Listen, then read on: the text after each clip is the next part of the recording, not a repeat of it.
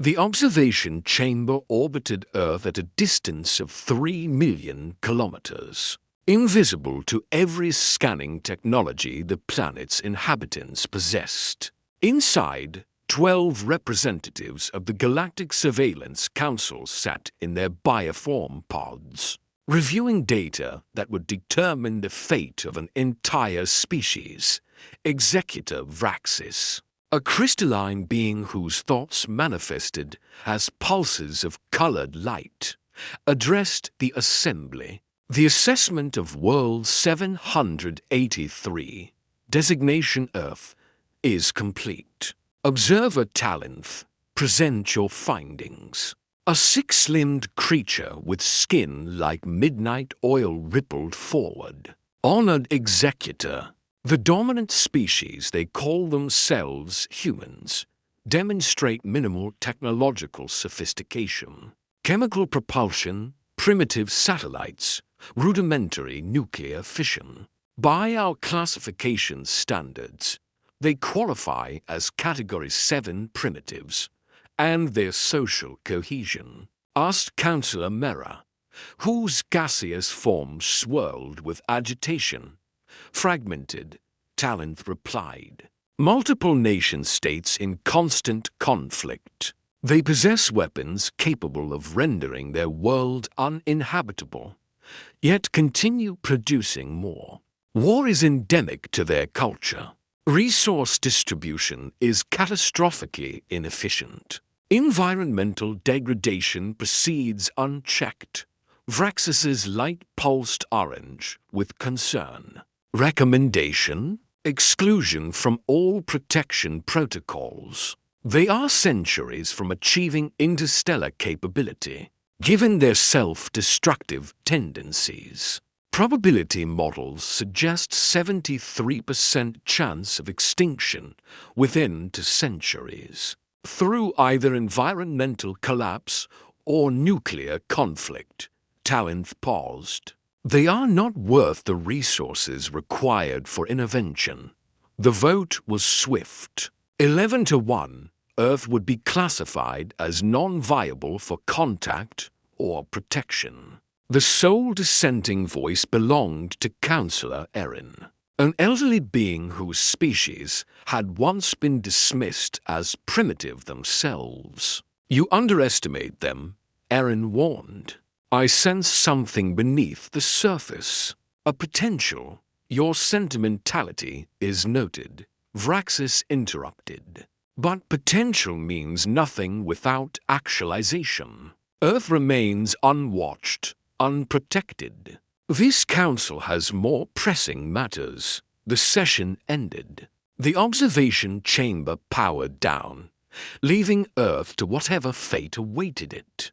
What none of them knew was that in a bunker 3 kilometers beneath the Rocky Mountains, every word of their discussion had been intercepted, translated, and recorded. Dr. Helena Voss stood before the wall of screens, her gray eyes reflecting the alien text scrolling across multiple displays. At 62, she had dedicated her entire adult life to Project Sentinel, and this moment made every sacrifice worthwhile. They think we're primitives, said Commander James Park, the military liaison, his Korean accent thickening with suppressed anger. Category 7. Not even worth protecting. Let them think it, Helena replied calmly.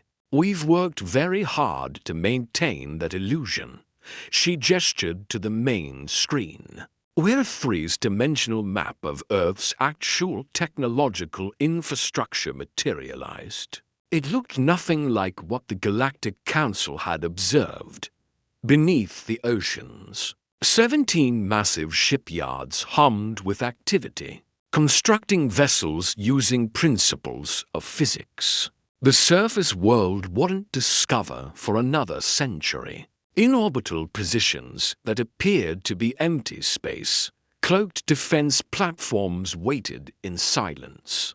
On the dark side of the moon, A research facility larger than Manhattan ran experiments that would make the Council's scientists weep with envy. Status report. Helena ordered Dr. Yuki Tanaka, the project's quantum physicist, pulled up a holographic display. The quantum fold drive is operational on 12 of our destroyer-class vessels. The heavy cruisers are still in final testing, but they'll be ready within 6 months. Our graviton cannons exceed theoretical predictions by 340%. Personnel? Fully staffed, Commander Park answered. We've been recruiting from every nation since 1973. The best minds, the finest soldiers. They all know what's at stake. Current complement: 47,000 active personnel across all facilities, with another 150,000 in support roles worldwide. Helena nodded, allowing herself a moment of pride. Project Sentinel had begun in 1967 when a probe from an unknown species crashed in the Australian outback. Instead of announcing the discovery, a coalition of the world's major governments had made a different choice: learn, adapt, and prepare in secret. The wreckage had contained intact data cores revealing a terrifying truth. Earth existed in a galaxy teeming with life, most of it indifferent or hostile to primitive species. Civilizations rose and fell with regularity. Species that revealed themselves too early became slaves or experiments. Those that stayed hidden and prepared survived. So humanity had prepared. In the shadows, in silence, while the surface world continued its familiar patterns of conflict and cooperation, beneath it all, a unified human civilization worked toward a single goal: survival. Dr. Voss called out Marcus Webb, the astrophysicist monitoring deep space sensors. His voice was tight with tension. "We have a situation." The screens shifted, showing a region of space 17 light-years from Earth. What had been empty void now showed massive thermal signatures, hundreds of them, all moving in the same direction, toward Sol. Helena's blood went cold. Identification. Running spectral analysis against the Xenofleet database now. Marcus's fingers flew across holographic controls. Got it. Oh God. It's the Corinthian swarm. The room went silent. Everyone knew that name. The Corinthians were one of 7 apex predator species in the local galactic cluster. They didn't negotiate, didn't take prisoners, didn't leave survivors. They consumed worlds, literally processing entire biospheres into raw materials for their hive ships. "How long until they reach us?" Helena asked, her voice steady despite the fear clawing at her chest. "At current velocity, 47 days.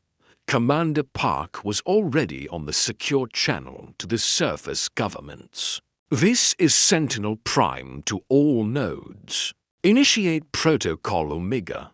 This is not a drill. We have incoming hostile force, ETA 47 days. All assets to full combat readiness." Helena watched as, around the world, leaders received the message they'd all hoped would never come. In Washington, Beijing, Moscow, London, Delhi, Brazilian, every capital city heads of state were being woken and informed that the secret their predecessors had kept for 50 years was about to be revealed. "In the worst possible way, Dr. Voss," said Yuki quietly. "We're not ready. 6 more months and we'd have the full fleet operational. Right now, We have 12 destroyers for cruisers and the defense platforms. Against a Corinthian swarm, she shook her head. The database says they travel in groups of 200 to 500 ships. Then we work with what we have. Helena straightened her shoulders. Humanity has faced extinction before. We've survived ice ages, plagues, world wars. We'll survive this too. How? Marcus asked. We're outnumbered, outgunned, but not outsmarted, Helena interrupted. The Corinthians are predictable. They rely on overwhelming force because it always works. They've never faced an opponent who fought with strategy instead of strength. She smiled grimly. They think we're primitives who don't even know they exist. That's our advantage. Over the next 2 weeks, Project Sentinel revealed itself to the world in carefully controlled stages. News broadcasts showed footage of the hidden shipyards, the advanced technology, the scope of the preparation. The initial panic was intense riots in some cities, accusations of government conspiracy, religious upheaval, but it was quickly overshadowed by the greater threat. The Corinthians were coming, and humanity had to unite or die. The response was extraordinary. Within days, volunteers flooded recruitment centers. Scientists offered their expertise. Industrial capacity was redirected. The nations of Earth, so often divided, came together with a singular purpose. In the command center beneath the Rockies, Helena watched the final preparations with a mixture of hope and dread. The destroyers were sleek vessels, each one bristling with weapons that bent the laws of physics in impossible ways. The cruisers were larger, slower, but capable of delivering devastating firepower. The orbital platforms formed a defensive sphere around Earth, ready to create kill zones in space. It wasn't enough. She knew it wasn't enough. But it was all they had. Commander Park approached, his expression grim. First contact in 4 hours. The swarm has been detected at the edge of the Kuiper Belt. Preliminary scans show. He paused. 370 for ships. Helena closed her eyes briefly, then opened them with renewed determination. Sound General Quarters. All personnel to battle stations. Send the message to the Galactic Council to. What message? Tell them the primitives of Earth send their regards, and that they might want to watch what happens next. As the alert klaxons began to wail throughout the facility, Helena thought about all the years of preparation, all the sacrifices made in secret, all the hopes invested in this moment. The galaxy thought humanity was primitive, weak, unworthy of protection. They were about to learn how wrong they were. In the cold darkness beyond Neptune, 370 for Corinthian hive ships decelerated from faster-than-light travel and oriented toward the third planet from an unremarkable yellow star. Their biocomputational networks registered the presence of primitive electromagnetic signals, chemical propulsion systems, and nuclear fission, all signs of a young, defenseless species. The swarm began its approach, confident and unhurried.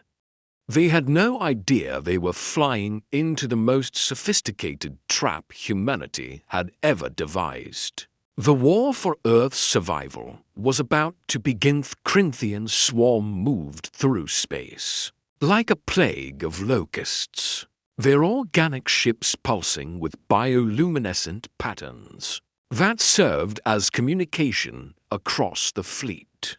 Hive Queen's Arthraxis occupied the largest vessel, her massive form suspended in nutrient fluids, while neural tendrils connected her consciousness to every ship in the Armada docked through composite eyes that saw across multiple spectrums. She observed the small blue world ahead. The preliminary scans had been accurate. Primitive technology, minimal orbital presence. No defensive capabilities worth mentioning. The harvest would be complete within days. Begin standard intimidation protocol, she commanded, her thoughts transmitting instantly across the fleet. Let them see us. Let them despair. The swarm dropped their stealth fields, becoming visible to every telescope and sensor on Earth. 370 for massive ships, each 1 kilometer long. Their organic hulls covered in chitinous armor that had withstood plasma fire and nuclear detonations from 100 conquered worlds. On Earth, billions of humans looked up at the night sky and saw new stars that moved, that grew larger, that brought with them the promise of annihilation. In the command center, Dr. Helena Voss watched the Corinthian fleet advance with calculated precision. Every move matched the patterns from the recovered database. Predictable. That was good. They're maintaining formation Delta 7, reported Marcus Webb. Standard harvest approach. They'll establish orbital positions around the planet, then deploy atmospheric processors. Time until they reach engagement range. 90 minutes. Helena activated the ship-wide communication system. All Sentinel forces. This is Voss. The enemy believes we are helpless. They believe this will be easy. Let's teach them the cost of underestimating humanity. All units, maintain dark protocol until my signal. Make every shot count. Across the Sol system, Earth's hidden fleet waited in silence. The 12 destroyers hung in the void like ghosts, their quantum-fold drives keeping them phased slightly out of normal space, invisible, undetectable. The 4 cruisers orbited beyond Mars, their graviton weapons charging, and around Earth itself. 73 orbital platforms floated among the debris and commercial satellites. Disguised as space junk. Commander Park stood beside Helena, watching the tactical display. They're not even scanning aggressively. They think we're no threat. Good, Helena replied. Yuki, status on the quantum fold disruptors? Dr. Tanaka looked up from her console, her face illuminated by blue holographic light. Charged and ready. Once we activate them, the Corinthians won't be able to enter FTL within the system. They'll be trapped here with us. Poetic justice, Park muttered. They came here to cage us. Instead, they've caged themselves. The swarm reached the orbit of Neptune, then Uranus. Still they came, unhurried and confident. Zathraxis examined the electromagnetic chatter from Earth news broadcasts filled with panic. Governments issuing evacuation orders that had nowhere to evacuate to. Religious leaders praying to their various gods. Typical primitive behavior. They always panicked. They always prayed. And they always died. Deploy atmospheric analysis probes, she commanded. I want full biochemical assessment. Determine optimal processing vectors. A dozen smaller craft detached from the main fleet. Biomechanical scouts that would enter Earth's atmosphere and sample the air, water, and soil. Within hours, the swarm would know exactly how to break down the planet's biosphere into usable components. The scouts had just crossed the orbit of Mars. When they simply ceased to exist, Zarthraxis' neural network flared with confusion. 12 scouts destroyed simultaneously. No debris, no energy signatures. They were simply gone. Analysis? She demanded. Unknown. Hive Queen, responded the tactical coordinator. A lesser queen whose consciousness managed the fleet's defensive systems. Sensors detected no weapons fire, no energy discharge. The scouts registered a brief quantum fluctuation, then complete signal loss. Launch another wave. Full sensor suite active. 24 more scouts deployed. This time, the swarm's sensors were focused, watching every spectrum, recording every data point. The scouts vanished the same way, but this time, for a fraction of a second. The sensors caught something, a ripple in space-time itself. 12 points of distorted reality that appeared, fired, and disappeared before conventional weapons could even target them. Ships. The primitives had ships. Combat alert, Zarthraxis transmitted. Full defensive formation. Activate all sensor rays. The swarm began to reorganize. Their relaxed approach formation tightening into combat clusters. But they were still advancing.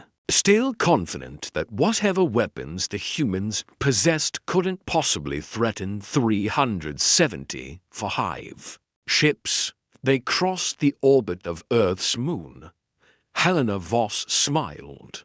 Now, space around Earth erupted with light. The orbital platforms revealed themselves, no longer disguised as debris. 73 weapons emplacements opened fire simultaneously, and the weapons they unleashed were nothing the Corinthians had ever encountered. Graviton beams focused streams of manipulated gravity that didn't damage armor. They crushed it. The laws of physics became weapons, pulling matter in on itself with forces that mimicked black holes. 3 Corinthian ships in the vanguard imploded, their organic hulls compressing into spheres of super-dense matter, before exploding outward in cascades of exotic particles. The swarm reeled, trying to return fire, but their plasma cannons found empty space. The platforms weren't stationary, they were in constant motion, teleporting via quantum tunneling from position to position, never remaining in one location long enough to be targeted. Deploy the destroyers, Helena ordered. 12 sleek vessels phased into normal space, appearing among the Corinthian fleet like wolves among sheep. They were smaller than the Hive ships, faster, and they moved with a precision that was almost artistic. Their quantum fold drives allowed them to shift position instantaneously, appearing behind a target, firing, and vanishing before return fire could be calculated. The destroyers didn't use conventional weapons either. Their primary armament fired streams of exotic matter particles that existed in states of quantum superposition, simultaneously solid and not solid. When they struck organic matter, the quantum uncertainty collapsed, choosing to exist as antimatter. The results were spectacular. Hive ships detonated from within as their own biological components became fuel for matter-antimatter annihilation. In the first 3 minutes of combat, the swarm lost 18 ships. Zarthraxis' confusion turned to fury, then to fear. This was impossible. The primitives shouldn't have this technology. They shouldn't even understand the principles behind this technology. Retreat to outer system. Establish defensive perimeter. Activate FTL drives. The swarm tried to flee. Their organic FTL systems began the complex biological processes that would tear open holes in SPACETIME.